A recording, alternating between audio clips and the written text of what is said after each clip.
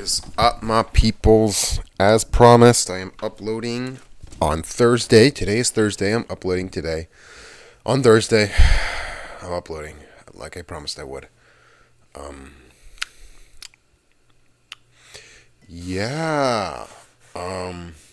So let's start with a question. Do you ever have arguments in your head against imaginary? Well, not like emotional arguments. I'm talking logical arguments, like arguing for a logical point of religion or economics or science. I'm not talking about like arguing with someone because you left a cup on the table or you didn't fill up the car or something. That's not the kind of argument I'm talking about. I'm talking about a debate. Do you ever debate in your head with possible reactions to your point of view? See, I enjoy proper debate that does not include fallacies and ad hominem more than I'm afraid of being proven wrong. I am of the firm belief that if my conception of reality is wrong, then someone will be able to prove it, and if they prove it to me, if I am proven wrong by someone, my consciousness is developed, my conscience is developed enough to the point where I am willing to accept anything if it is proven to me or that it is the correct line of thought. So any controversial topic that I have a stance on, I grew up conservative, okay? I grew up conservative, so my baseline stance on most subjects is conservative. But I am totally happy with holding any kind of view if I am convinced that it is better than the one I currently hold. I do not care about being proven wrong. If someone manages to make me realize that I am wrong about any subject, I will change my mind to what I just learned. That is the true nature of a thinker. A philosopher is always glad to be proven wrong. They never get angry. A true philosopher never gets angry for being proven wrong. Now, a true philosopher may get angry for other reasons, but a true philosopher must never refuse to realize the truth in order to protect their own ego. A true philosopher must also never use a fallacy, or a true philosopher must at the very least search their arguments, search their internal mind for evidence of fallacies. So if a true philosopher must continuously be vigilant in their thinking to try and protect themselves against fallacies. And a good way to do this is to know what fallacies and there's a big list of fallacies that can be used. And if you catch someone else in a fallacy that is a fallacy. It's called the fallacy fallacy. The fallacy fallacy means that you shouldn't consider someone to be wrong simply because their arguments contained a fallacy. That's called the fallacy fallacy. There's also the ad hominem fallacy, where you attack someone's character without justification in order to try and cow them into relenting their side of the argument. There's like Texas bullseye fallacy. My favorite fallacy actually is the no true Scotsman fallacy, because the no true Scotsman fallacy is the base of socialism. So how people justify socialism in today's world, considering all of the absolutely horrible things that have happened under socialism. Did you realize the Nazis were socialists? Stalin was socialist. Mao was socialist. The Khmer Rouge was socialist. And so do you know what socialists say now? That wasn't real socialism. And do you know what kind of fallacy that is? That is called the no true Scotsman fallacy. The no true Scotsman, you can look this up. The no true Scotsman fallacy says that it is a fallacy to move the definition of an object out of the range of someone's attacks. So basically, The name comes and says, you're no true, say, someone says, if you want to prove that, basically, someone comes up to you and says, I'm a Scotsman, therefore I am X. Therefore I like playing the bagpipes. Okay? But someone else says, that's not Scottish. That doesn't count as Scottish. So they say, you're no true Scotsman because I just decided right now that what you're doing is not Scottish. That's called the no true Scotsman fallacy. And that is the biggest roadblock for socialists because they have to, somehow or another, they have to justify the hundreds of millions of lives that were lost or ruined under socialism or under what was called socialism at the time. No true Scotsman. But the problem is that most people do not appreciate the nuances of fallacy detection. Usually, if you point out someone's fallacy, they will get angry at you. That's the emotional response. I have worked hard, okay? I work really hard to keep my mind open and truly open. Like open as in I can be convinced of anything, but not everything. I am very vigilant as to what I believe and why I believe it, okay? You can't convince me of something easily, but if you do manage to convince me of something, I will gladly move to your camp. As long as there are no fallacies, or even if there are fallacies, if your argument still makes sense, I will believe you. And that is what I work hard to achieve. There's a little prickle at the back of your neck, like a physical feeling at the back of your neck when you know you're wrong, when you suddenly realize that something you've held as a core belief is no longer true or is no longer applicable. The feeling you get at the back of your head spreads across your body and you get angry. You get vicious because your being, your sense of being has been dismantled by someone else's argument. Now, it is okay to get mad when someone insults you without basis. When someone insults you for no other reason than to get you riled up or just because they don't care, it is okay to get mad and it's okay to respond. I think it is okay to respond insult with insult. If someone insults you, you have the right to insult them back at the same level. A true philosopher refrains from returning insult for insult, because if you insult someone who just insulted you, you're lowering yourself to their level. But that's the bare minimum. That means that if you really want to, you can insult someone who has insulted you, but you have to make sure that your insult stings more. If you get into a battle of insults, okay, you have to make sure that your insults are better. Like Shakespearean insults, like if someone insults your intent, like I got called someone trying to be, the I am very smart subreddit. Recently, I was in an argument with socialists, and I never claimed to be smart. And they said, you sound like an I am very smart person, like someone who believes that they're very smart. No, I do not believe that I am smart. I believe that I think things through and that how other people react to my syntax.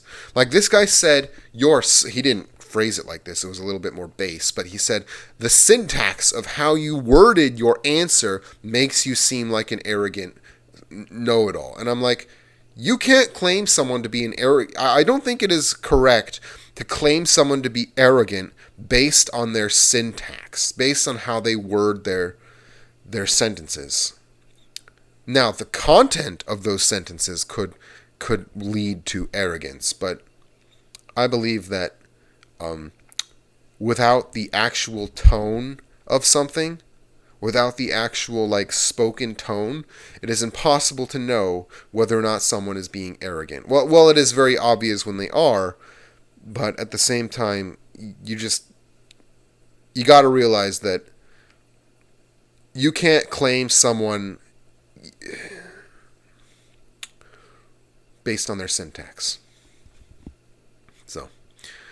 So like I said, but my definition of a true philosopher may be different from your definition. I'm just using the term true philosopher here as a fill-in, a space filler, because the real word for what I want to say here is a denizen of society who attempts to widen their horizons at all points, but is not coerced into believing things that they do not believe. So basically, someone who really wants to have a proper worldview that is reached through trial and convincing, and you get the point. So my biggest problem with socialists is the fact that every outwardly socialist, every government that claims socialism as its main political party or only political party has, in the past, failed. Every single one of them has failed. They not only have they failed, they have killed, murdered, starved countless millions of people. Because here's the point. Socialism is all about the three major parts of an economy: land, labor, and capital. The believers in socialism, or at the very least class socialism, like Marx propounded, believe that the proletariat, the working class, should rise up and seize the means of production and create something called a dictatorship of the proletariat. And through owning the means of production, the Marxist socialists believe that society's ailments will be solved, because they believe that all the ailments of society come through class struggle. And the thing is that's just simply not true. It's not true that class struggle defines history. And the thing about Marxist history is that it is impossible to disprove. In fact, any view of history that is not purely documentarial or documented, like any interpretation of history, cannot be proven wrong. No interpretation of history. That is why the real historians do not make conclusions about what caused an event to happen beyond eyewitness accounts. So, Marxists believe that the lower class should rise up and seize the means of production from the upper class, and that through this, society's ailments will be solved. How it actually works is that the government seizes the means of production, and the government becomes the neo-bourgeoisie. So what happens is the most charismatic proletariat rise to the tops of the government, and they shut off. So, did you know that capitalism is what happens when you do not regulate an economy? Capitalism, a free market economy. I don't know if you would specifically name capitalism as the result of a hands-off approach to economics, but I would say the free market economy, which manifests to a large degree in the capitalist system, is what happens when you allow people the freedom of buying and selling. So the freedom of trade. So I think that the founding fathers should have added one more amendment to the Bill of Rights. Not only freedom of speech and freedom of religion, but freedom of trade. I believe that the less you interfere with the act of producing and trading goods as a government, the more prosperous your population will be. And I do not have any logic to back that up. However, I do have history to back that up. The free market economy, get this, the free market economy is the only reason why you have a washing machine, a dishwasher, and a computer in your house. The free market economy is the only reason why we have a million comforts, why we have security in our food. That is all produced by the free market economy.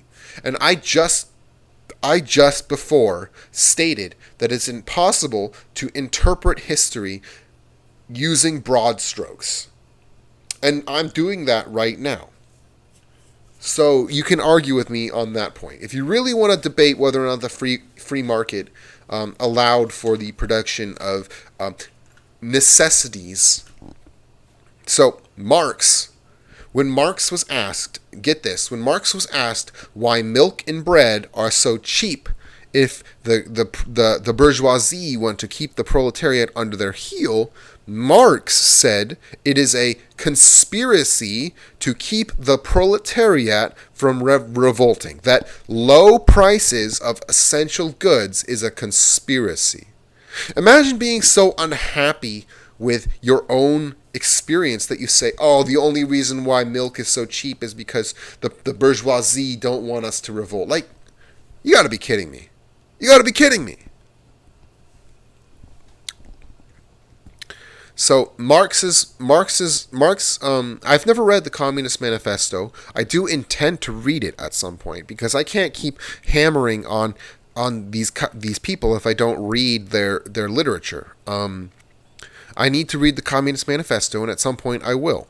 I'm not going to put it off forever. I mean, I don't think I'll read it right now, but I will read the Communist Manifesto. And I will read as much socialist literature as I can so I can get an idea of what they're talking about. Because here's the thing. The foundation of socialism is that labor is controlled by the majority, while capital and land are controlled by the minority. And that dissonance is what socialists claim to be the main problem with society, is that the proletariat controls the labor, but get this, that was true in 1200 AD under feudalism, okay? So the proletariat working the land for very little, that was feudalism. And the thing is that there is no such thing as a proletariat anymore, at least in developed countries. Instead, there is something I like to call the workforce, which is different from the proletariat, in a very slight distinction. The workforce are paid. The proletariat work. And the thing is that if you don't get what I'm referring to, under serfdom, the proletariat were not paid by their overlords. Lords did not pay peasants to work their fields.